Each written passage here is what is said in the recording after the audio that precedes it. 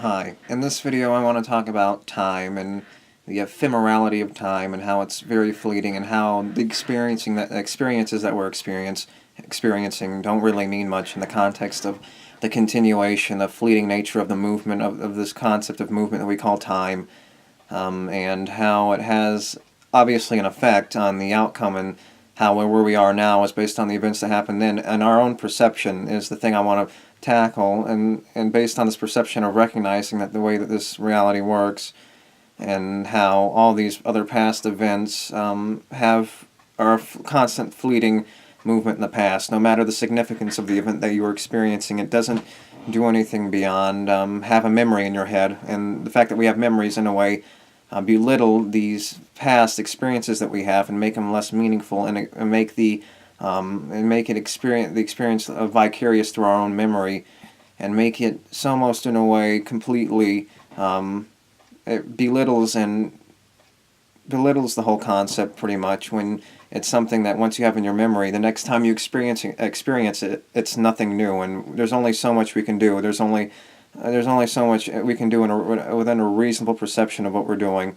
And obviously, little different idiosyncratic things can happen to change it up a little bit. But once it's in our memory, the fleeting nature of reality, once it's over before you even recognize it's over, and it's happened already before you even realize it's happened, it's over before you know it, and how once you've experienced it, it's not new anymore, and the memory of it creates a perception in your mind, and it creates a memory of something. It fills a gap. It creates a new memory. It creates a filling of a space of in this computer in your head, and how it has an effect on how you experience things in the future, and how there's only so many things, and before we know it, we run out.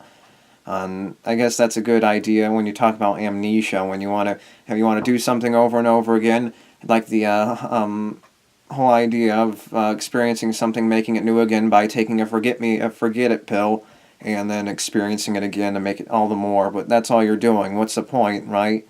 You're just doing the same thing over and over again. You're not accomplishing anything. You're just doing it to satisfy the same old hunger over and over again, so you forget it. You can possibly experience it to the greatest satisfaction that you can, as if it's the first time. And get the satisfaction, sort of like watching a movie for the first time. All the mystery, what's the intrigue, the mystery, the horror, the terror, whatever can come out of it, and it's about the mystery, the new experiences that can drive us. Doing something that we like over and over again obviously has an effect on us. It just doesn't have the exact same effect as doing something for the first time based off of our memories. Obviously, different things can happen, but it just happens within a thinner confine. The thinner confines when you've already experienced a general idea of something and general aspects of something, and everything is very fleeting. Temporality is another concept that you can obviously talk about in this kind of context. How everything is very fleeting and very temporary, and before you know it, it's the next day, and you're experiencing tomorrow before you even realize you experienced today, and it's over. Especially when the older you get, the more you have a context of where your existence, the more the more faster time goes by, because you have more of a context to look back at, because every day is smaller and smaller and smaller and smaller. Each day you go by, each year you go by, the day takes up even more, less of a fraction of the whole life that you've lived so far. It keeps getting smaller and smaller, and it's this perception that we're experiencing that's giving this idea that time is going by faster and faster, and it's mostly going by faster, retrospectively speaking. Or if you go to sleep, things go by instantaneously. Unless you're dreaming, then you dream, then you wake up, but the time in between falling asleep and dreaming is instantaneous, and it's the once you look back, it's a retrospective understanding of how fast time is moving behind you and forward, and it's about it's about how it seems to move faster once you're done with the time that you're experiencing, and looking back at it, the context becomes more relevant when it comes to looking back at time, because that piece, obviously, from our point of view, which gives us the idea that something is obviously faster and more fleeting, is from our point of view looking back, because we're looking back at a smaller a piece of the same size, but are part of a bigger puzzle we're looking at one piece out of a bigger puzzle, and I think that's the context in which we're looking at of the ephemerality of life, the experiences of the movement that we're existing in. So it's talking about these experiences you have, no matter the significance of the experience. It's the same experience. That's not what I wanted to say. It's no matter the significance of the experience, it ends up being a product of the past once it's done and over with. That's why it's sometimes hard to live in the moment once you recognize the moment's gone before you even realize it, especially when you have the capability of understanding the moment that you're living in is very fleeting and it's over before you know it.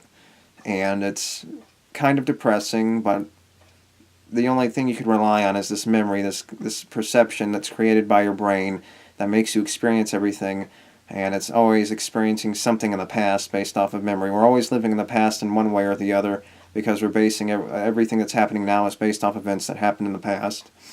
So no matter the significance of our existence or the thing of an event or something that may have happened, obviously it's led to where we are now, but beyond that it hasn't. At this moment we're only experiencing the effects, but we're not experiencing we're experiencing the aftermath of certain events. We're not experiencing sort of like the cause and effect from our own perception. We're experiencing the effect and creating new causes from our own perspective based on something that had happened in the past.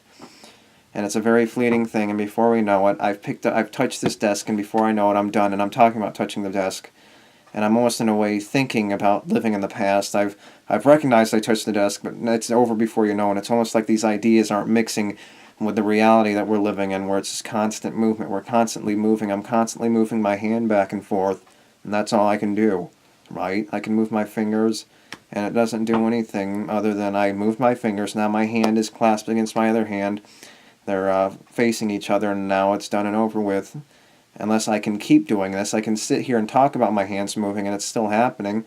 But that's the only context you could give to some kind of experience. And once you've experienced it, the flapping of your hands the first time that you've done it, it's something that you've experienced before, and that goes back to the fleeting nature of all the concept of something happening new and all sorts of things like that. I think I lost track of what I was going to say, but I think that explains it good enough.